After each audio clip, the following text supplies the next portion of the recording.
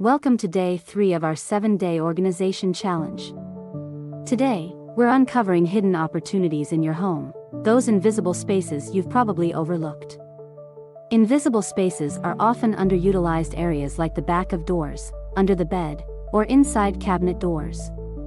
These spaces can be turned into valuable storage solutions that maximize your home's potential. Step 1. Identify the invisible spaces in your home. Look behind doors, under furniture, and inside cabinets.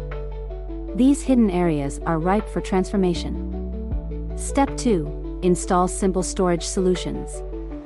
Use hooks, hanging organizers, and storage bins to make the most of these spaces. These small changes can create big impacts. Step 3. Maximize every inch. Store shoes, accessories, and other items in these newly discovered spaces. You'll be amazed at how much room you've freed up. And there you have it, an organized home where even the invisible spaces are working for you. Remember, every space in your home has potential.